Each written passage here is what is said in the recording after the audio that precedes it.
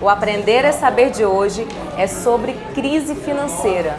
Pois é, a gente vai falar sobre a crise econômica, mas é uma crise econômica que tem atingido, sabe quem? Os nossos jovens.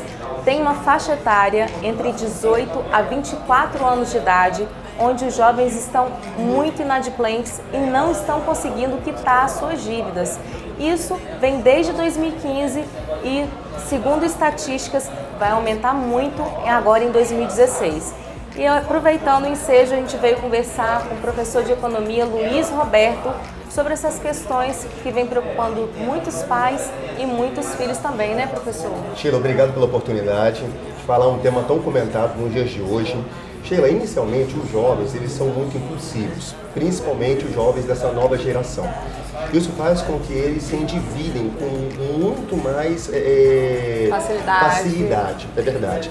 Eu aponto logo de cara as três principais formas de endividamento, que são o cartão de crédito, o cheque especial e também, principalmente, a compra por impulso. Esse jovem, ele não consegue se controlar, ele não pensa, ele se deixa guiar pela emoção, compra e depois ele sofre a consequência. O grande problema é que se ele compra um produto que custa R$10, depois quando ele pensar, depois que ele cair na real, vamos colocar assim, ele percebe o que ele fez, mas ele perdeu R$10. O problema é que quando ele faz uma compra em 72 vezes, se arrepende e o carnê fica para ele pagar. Se arrepende, o carnê fica para ele pagar ou para os pais pagarem, né? Então, uma crise instalada que vai generalizando até para a família toda. Então, mas assim, no caso, os jovens estão preocupados com a crise econômica? Eles têm essa preocupação? O que acontece? Sheila, sim, eles estão preocupados, os seus pais estão preocupados, só que a grande questão do momento é que para esses jovens é a primeira crise que eles estão enfrentando. Com isso, eles estão tendo que se monitorar para poder conseguir sair dessa crise. E uma das formas que eles encontram para poder fazer isso é através da capacitação profissional. Professor, em relação a poupar dinheiro, em relação a guardar dinheiro, como que esse jovem pode estar começando a fazer isso, no caso? Ok. Sheila, recomenda-se que 20%, vamos colocar esse número como número inicial.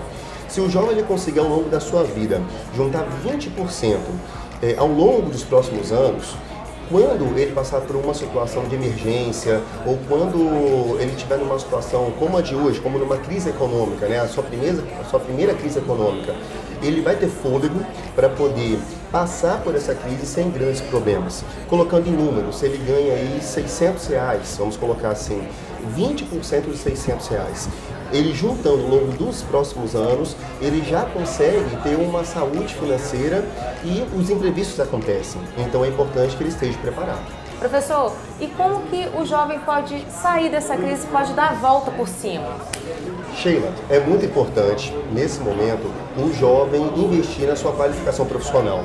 A qualificação profissional é um agente transformador, principalmente em um ambiente de crise econômica, vamos falar assim.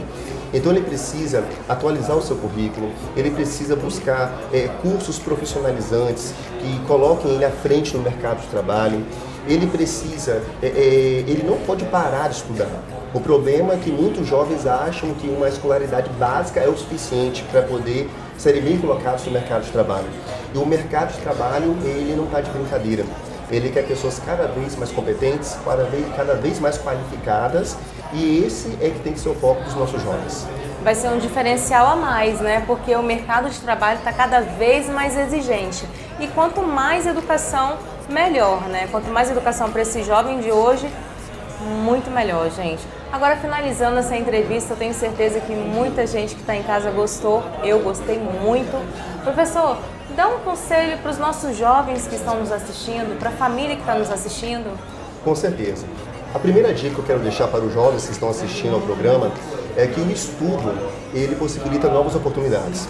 Então é importante que eles nunca parem de estudar. A segunda dica é que a economia é a briga contra o desperdício. Eles precisam brigar contra o desperdício a todo momento. E o jovem que poupa hoje, pensando no amanhã, ele com certeza vai ter uma vida econômica saudável.